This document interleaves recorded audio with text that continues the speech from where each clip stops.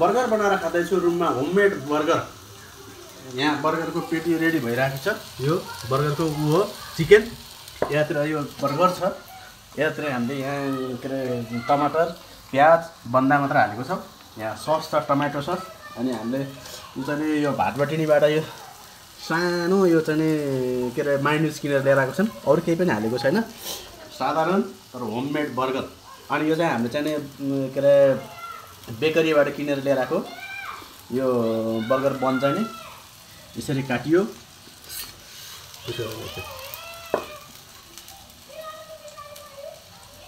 यसरी अब यसलाई एकछिनपछि यो रेडी भइसकेपछि हामीले यसलाई यसरी यहाँ यस्तरी सेकेर भवाल तरिकाले बनाएर खाएर देखाउँछु। भइसकेको छ। अब यसलाई चाहिँ मैले चाहिँ यसरी निकाल्छु है, यसरी चाहिँ यहाँ निकालेर यसमा राख्छु, किनकि यो होममेड भएको कारणले गर्दाखेरि यो भात खुट्टा लागेको छ, यो चाहिँ फुटे जस्तो छ, यो रेडी भइसकेको छ। यसलाई चाहिँ छट्ट हल्का तेल राखेर यसरी हेर्न सक्नुहुन्छ तपाईँहरूले। मैले बर्गर बनाइराखेको छु, यसरी हेर्नुपर्छ। यहाँ हल्का गोल्डन ब्राउन हुने गरेर कलर आउनुपर्छ, यहाँ गोल्डन ब्राउनको।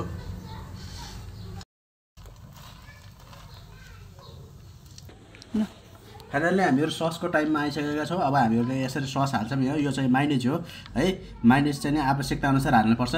अब कतिलाई धेरै माइनेज भएको मनपर्छ, कतिलाई थोरै भएको मनपर्छ है। मैले चाहिँ यति नै हालेँ, किनकि हामीहरू दुईजना छौँ, हामीले दुईजनाले सट्टा खाँदाखेरि अब मैले चाहिँ नि यति चाहिँ माइनेज हालेँ। माइनेजलाई बन्द गरिदिएँ, फेरि अर्कोचोटि खाँदाखेरि काम लाग्छ।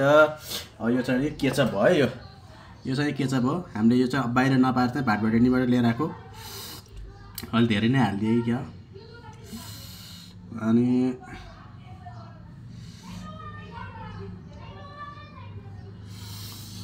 ल केचप पनि पुरा भयो।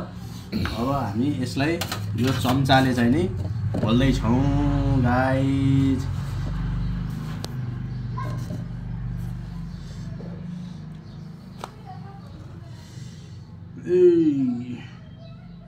सस धेरै भएछ यसमा।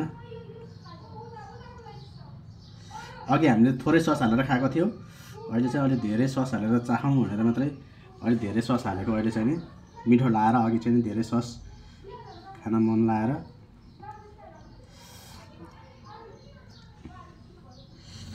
अब यसमा चाहिँ नि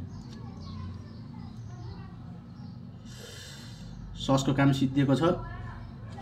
अब हामी यसमा हाल्नेछौँ प्याज। यो चाहिँ प्याज हो। प्याजलाई चाहिँ नि यसलाई चाहिँ यसरी हाल्नुपर्छ तलतिर।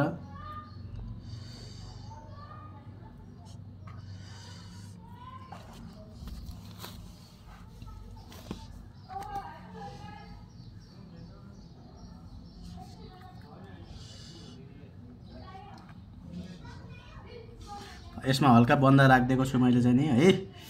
यो बन्दा चाहिँ नि यसरी सानो सानो गरेर काटेको, मुखभित्र आउँछ भनेर हो।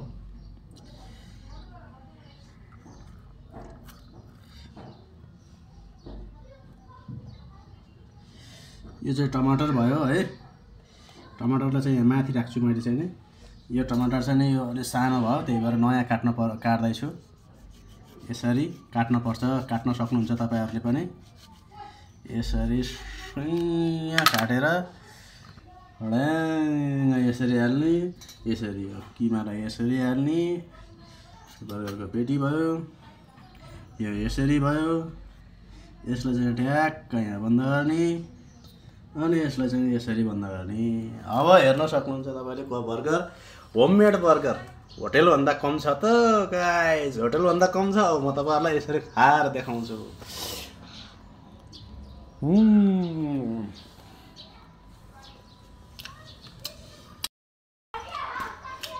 देख्न सक्नुहुन्छ बबाल भएको छ।